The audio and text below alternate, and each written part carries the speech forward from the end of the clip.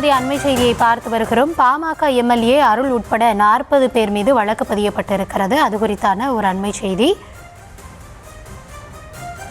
Car parking பிரச்சினை தொடர்பாக அருள் மற்றும் அன்புமணி ஆதரவாளர்களிடையே நேற்றைய தினம் மோதல் வெடித்ததில் இருதரப்பு மோதல் தொடர்பாக கொலை முயற்சி உட்பட பல்வேறு பிரிவுகளில் 40 பேர் மீது வழக்கானது பதியப்பட்டிருக்கிறது. இது குறித்த விரிவான விவரங்களோடு நம்முடைய செய்தியாளர் சிலம்பரசன் இணைந்திருக்கிறார். சிலம்பரசன், வணக்கம். முழுமையான விவரங்களை வழங்கலாம். வணக்கம்.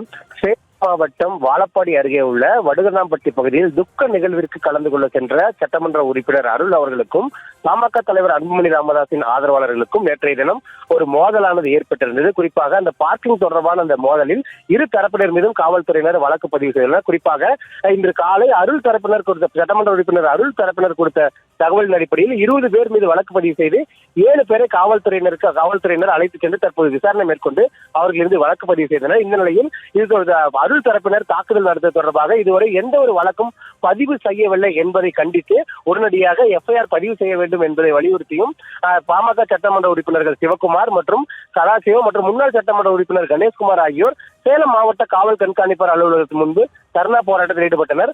இதனைத் தொடர்ந்து தற்போது இந்த தாக்குதல் சம்பவத்தில் பாமக சட்டமன்ற உறுப்பினர் அருள் தரப்பினர் மீது 40 பேர் மீது வழக்கு பதிவு செய்யப்பட்டுள்ளது. குறிப்பாக கொலை முயற்சி உள்ளிட்ட 5 பிரிவின் மீது தற்போது வழக்கு பதிவு செய்துள்ளனர். குறிப்பாக தற்போது இந்த பகுதியில் போராட்டத்தில் ஈடுபட்டுள்ளனர். குறிப்பாக மாவட்ட காவல் கண்காணிப்பு அலுவலகத்தில் இந்த வழக்கு பதிவு செய்யும் வரை நாங்கள் இந்த இடத்தை விட்டு செல்ல மாட்டோம் என பாமக தலைவர் அன்புமணி ராமதாஸின் தரப்பினர் இந்த போராட்டத்தில் ஈடுபட்டிருந்தது. தற்போது பாமக சட்டமன்ற உறுப்பினர் அருள் தரப்பினர் மீது சட்டமன்ற உறுப்பினர் அருள் மற்றும் கதிர் ராசரத்தினம் நடராஜ் உள்ளிட்ட 40 பேர் மீது தற்போது இந்த வழக்கு பதிவு செய்து நடந்த ஏத்தாப்பூர் காவல் நிலையத்தில் நடவடிக்கை எடுத்திருப்பதாக தற்போது மாவட்ட காவல் கண்காணிப்பு அலுவலகத்தில் தெரிவிக்கப்பட்டுள்ளது. இதனைத் தொடர்ந்து தற்போது தங்களுடைய கோரிக்கை நிறைவேறியதால் தற்போது இந்த போராட்டத்தை கைவிட்டு தற்போது அந்த பாமக சட்டமன்ற உறுப்பினர் தற்போது இந்த பகுதியிலிருந்து கிளம்பி சென்றனர்.